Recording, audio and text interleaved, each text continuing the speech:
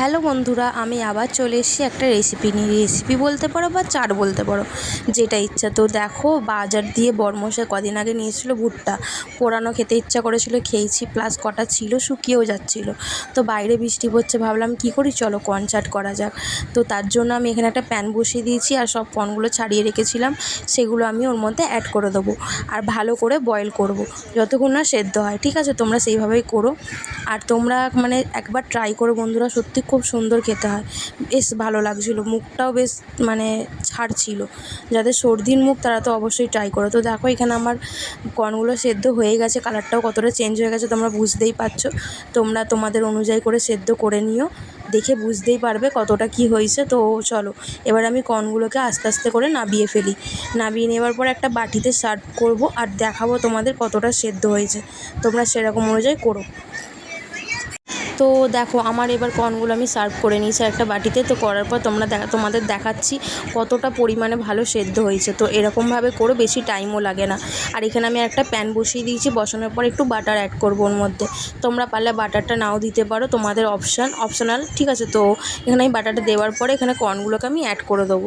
তো ভালো মতন ফ্রাই করব। বাটারের মধ্যে কর্নগুলো ভালো করে মিশিয়ে নেওয়ার পরে এবার একে একে আমি এর মধ্যে কিছু মশলা অ্যাড করব। যেরকম এখানে আমি দেবো এখন একটু বিট লবণ। তোমরা একটু তোমাদের স্বাদ অনুযায়ী দিও। ফার্স্টে আগে জলটা একটু মরতে দেবো।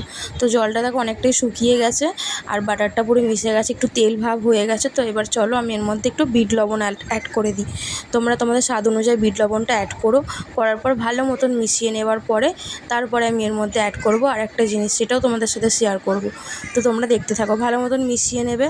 আর সেন্টটা খুব ভালো আসছিলো। তো যাই হোক, এখানে আমি দিয়ে দিয়েছি একটু গোলমরিচ গুঁড়ো। ব্যাস, এই কটা জিনিস দিয়ে ভালো মতন মিশিয়ে নেওয়ার পরে আর মানে কী বলবো, স্মেলটা এত সুন্দর আসছিলো, এমনিই খাওয়া হয়ে যাবে। তো আমি একটা বাটিতে সার্ভ করে নিয়েছি। তো তারপরে আমি কী কী অ্যাড করি তোমাদের দেখাচ্ছি। এরপর আমি এখানে নিয়ে নিয়েছি টমেটো কুচি, কাঁচা লঙ্কা কুচি, পেঁয়াজ, টমেটো সব নিয়েছি। নেওয়ার পর এখানে কর্নটা তো ফ্রাই করে রাখাই রয়েছে, হালকা একটু টোস্ট করে নিয়েছিলাম। তো এখানে আমি পেঁয়াজটা অ্যাড করে দিলাম। তারপরে এখানে আমি দিয়ে দেবো শসা কোচানো। তোমরা তোমাদের অনুযায়ী সব কিছু দিও।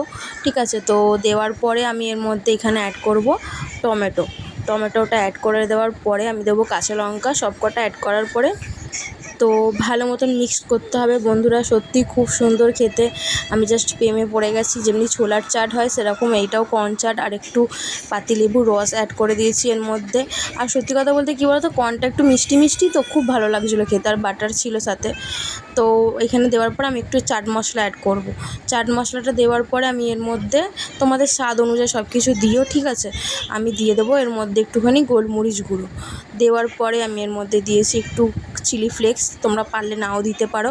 আর দিয়েছিলাম একটুখানি অরিগ্যানোটা দিতে পারো, বেশ ভালোই টেস্টে হয়েছে। তো যাই হোক, ঝালটা তোমাদের স্বাদ অনুযায়ী করো। আর এর মধ্যে আমি এবার দেবো একটুখানি তোমার নুন। আর একটু নুনটা মানে বিট লবণটা একটু কম হয়েছিল, তাই জন্য আর একটু দিয়ে দিলাম। দেওয়ার পরে একটু ভাজা মশলা দিয়েছি। দেওয়ার পরে সব কটা জিনিসকে একসাথে মিক্সড করতে হবে ভালো করে। তোমরা পারলে চামচ দিয়ে করতে পারো বা হাত দিয়ে, যা কিছু ইচ্ছা দিয়ে করতে পারো। আর দেখতেই পাচ্ছ কত সুন্দর দেখতে লাগছে। তো চলো আমি মিশিয়ে ফেলি সব কটা একসাথে। কীভাবে মেশাচ্ছে তোমরা দেখতেই পাচ্ছ।